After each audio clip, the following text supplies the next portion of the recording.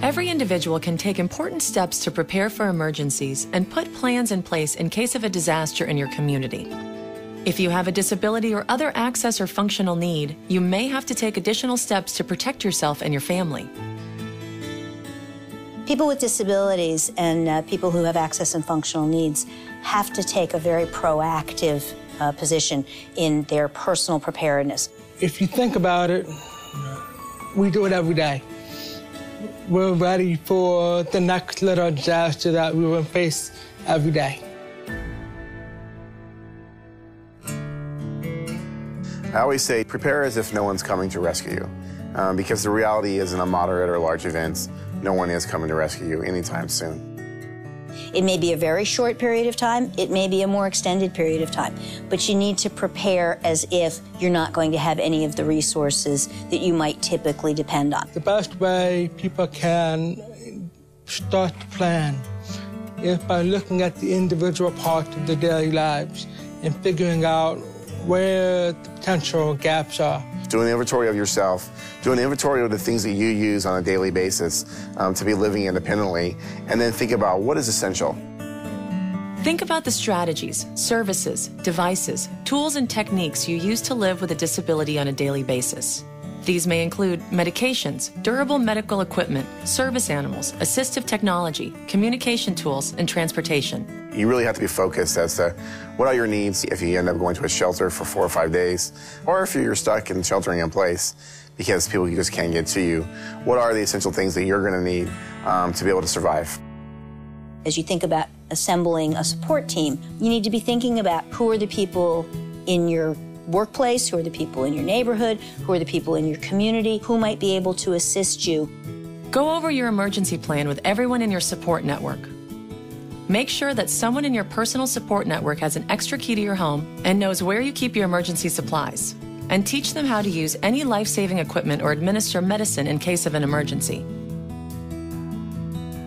It's important that you find out in those places where you receive services on a regular basis, you find out what their emergency plans are.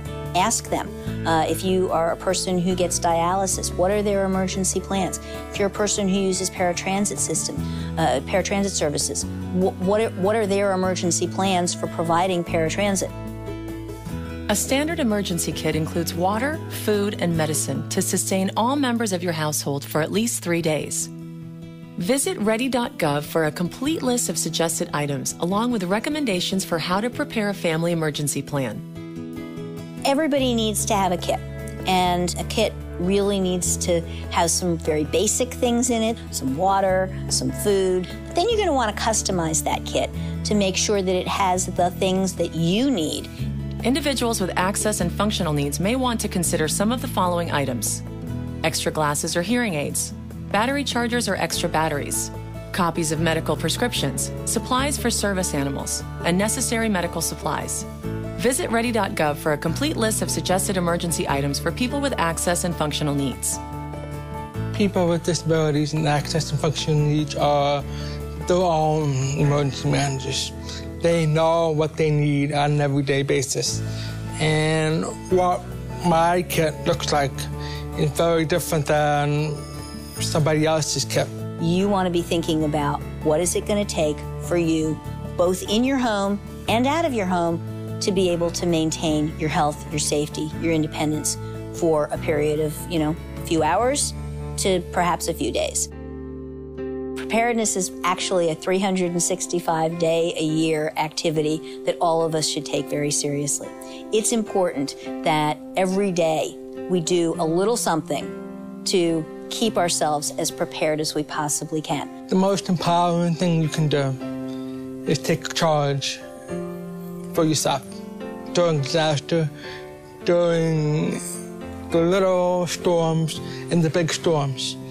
And that's probably the most positive thing you can ever do for yourself as a person.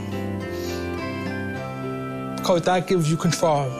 That gives you control over the outcomes. Download this brochure about preparing for disaster for people with disabilities and other access and functional needs from ready.gov. Check out the other information available on the site and get started preparing today.